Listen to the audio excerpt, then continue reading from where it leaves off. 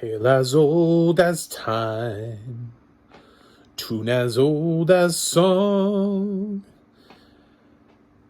Barely even friends, then somebody ends and unexpectedly.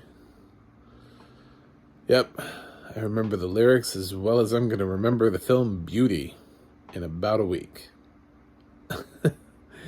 I'm Mac from Movieguy.com, or John Stark, whatever you want to call it. And I'm here to review Netflix's unfortunately forgettable Beauty. I'm a blind film critic. This film doesn't feature Transformers, so for those of you who are going to the back button to back out, calm yourself, child. There's a thing called audio description, and I'm able to watch it that way. And so we'll talk a little bit about that towards the end and how that helped, or didn't matter, or did, I don't know. So Beauty is one of those films where, honestly, I've been doing this a lot as a critic. A new film drops on a streaming service, I know nothing about it, and I click on it and I go, oh, that's what this movie, oh, what is this movie about? I have no idea.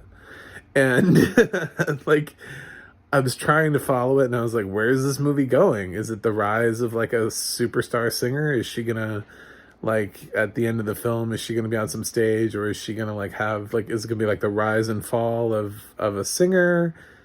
What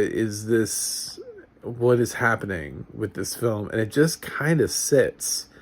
It feels like Lena Waithe pitched a TV show to Netflix and they were like, no, but can you make it a movie? And she was like, I guess. So she kind of took like her pilot and like expanded upon it a little bit and then like made a movie, because it's not really interesting enough to be a movie. It doesn't really do anything profound, and it's trapped in this genre of young girl who dreams of pursuing music, wants to be a singer, wants to be a star. She's got overbearing parents. She's got a love interest who this film changes it up by making it this girl, Jazz, who is, so that makes our female protagonist obviously gay, which, you know, that's fine, but just because you twist one element of an overdone story and then kind of flatten everything else didn't really answer the question as to why people should watch this film. Just for representation. I don't just watch films for my representation, so why would I watch? Why should anybody watch a film? It's just simply because of representation. It's kind of a flat film. It's not really bad. It feels like the kind of film that would have dropped at a film festival, maybe, and gotten picked up, but then released into like 10 theaters, and like a couple people saw it. Maybe it got some reviews, and its Rotten Tomatoes score was like in like the 30s or 40s, so like people just didn't really have any opinion about it. It's just going to be a forgettable film. It's not bad enough for me to hate on it, for me to be like, oh, fuck this film, don't go see it. It's just not memorable. There's nothing about this that really stands out. Oddly enough, the best thing about this film is Giancarlo Esposito, who's not the star of the film. If anything, he's the villain of the film because he's the asshole dad. But Giancarlo Esposito has played so many bad guys at this point that if you grab him and insert him into a bad guy role, he's gonna be fucking flawless. Like, he's better than this film deserves. He actually, like, in the scenes that he's in, everybody else is just kind of chilling, and like his palpable intensity is actually a bit much for the film. Like, he's ready to share the scene with like actors who are ready to like go Shakespearean with him, go to the next level. And he just sort of ends up yelling at a whole bunch of people who this is like their first or second film. And it's so obvious that he's on like a different level. Niecy Nash is in this, and he overshadows her. I mean, she's fine as the mom, but Niecy has a range of characters that she's gotten to play over the years. Where, I mean, she's great in comedy, she's great in drama, in roles where we have to be sympathetic. She's good here where we're less sympathetic with her. So I mean, she's more rangier than Giancarlo, but Giancarlo is just so good as a villain that if you put him in that role, you need to understand he's going to eat the film alive. Like, he ate this film. He chewed every scene, every moment.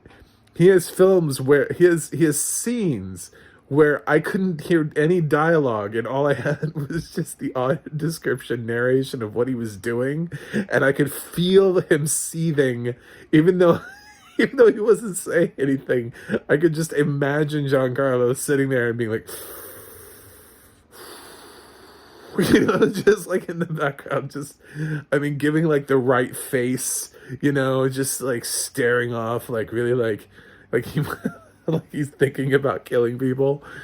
So yeah, that was one of the positives of the film, was that. The other thing was that I will give it credit for doing things differently.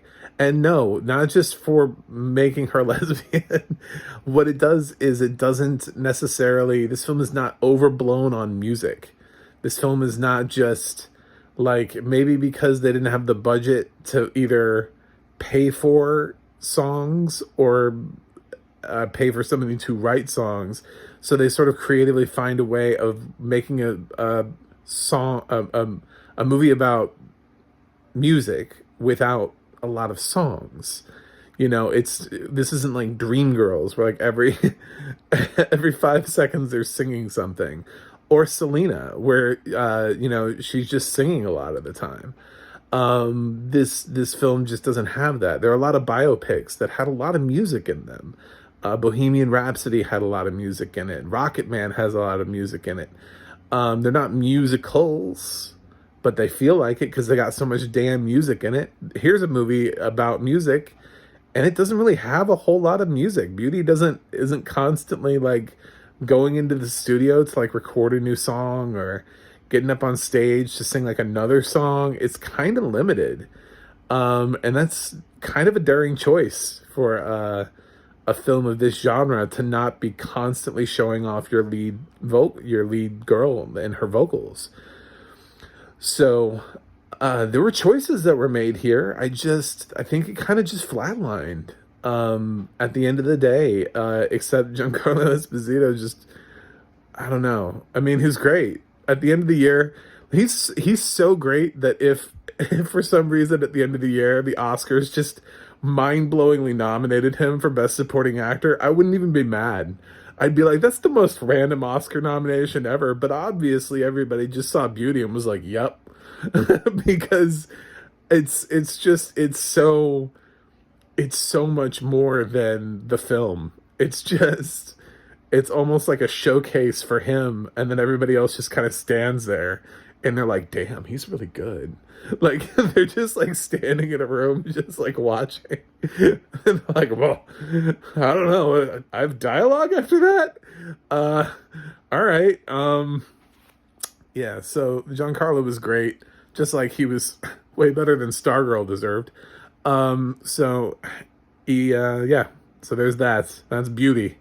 It had great audio description. I have no problem with the audio description for the film. It was from a new company, which was interesting. I'd never heard of Post Haste. So cool. I was familiar with the narrator, but she's usually not associated with Post Haste. So that was cool to see a new group doing audio description. Usually it's like one of the big I think there's like a big four, big five, somewhere around in there. So hearing a different company there was definitely surprising. But I don't know. I still don't recommend this film. I mean, Giancarlo almost makes me want to recommend it just because he's so good, but he's good in other things that are better than this. This film just doesn't go anywhere. Niecy Nash gets top billing at the end in the after credits, and why? She's not the lead. Did she sign a contract that said I get top billing? Why would she? She's not the main character. Why did she, when the credits were rolling at the end, we got them read off to us, and the names were in order. And this is not when they go like cast like in order of appearance or anything like that. No, they listed because at the end of the thing it was and Sharon Stone. Yes, Sharon Stone's in this too. Don't calm down. She's not in that much. It's not that interesting of a role. But Niecy Nash was the first name read off. I was like, why did she get top billing in a film that's about beauty? In a film that she's in like a quarter of. Why did she get top billing? It doesn't even make sense. And the fact that the kids were named Cain and Abel, I was like, either this is like a metaphor and one of them's going to kill the other one or something. I thought maybe this film was going to go like Mother on me and just go totally weird and just be like a whole bunch of like symbolic stuff. But it just, yeah. I mean, there were choices that were made, but they could have been interesting. I don't think any of them worked. Sorry. I shouldn't be apologizing, but I feel like Lena Waithe is better than this. So, yeah, I'm gonna go ahead and give, Beauty a C minus. I don't think I'd ever want to watch this again. I would go lower, but I just don't really want to go any lower because Giancarlo was amazing and Niecy was fine. So, and the rest of the cast is okay, but I mean, when you put them against the others, they get kind of like dwarfed. I mean, the other kids were like ready to be on the CW, and they would have been fine. You can't put them with Giancarlo. You just can't. None of these kids were ready to stand with Giancarlo. So it's just on a completely different level. Anyway, that's my review. Let me know what you think in the comments. Hit the like, hit the subscribe. My website's macthemovieguy.com. And you can also check out the audio description project, adp.acb.org. We'll let you know what has audio description out there and where you can watch it. And there's also the ADNA, that's the adna.org. We'll tell you, who's narrating what and what other things they've narrated. Or it's also got people on there who do stuff like mixing and writing and just all the stuff involved with the audio description if you're interested. So check those websites out, and I will see you the next time I review a film, which I'm putting out like one a day, so tomorrow. That's it. Until then.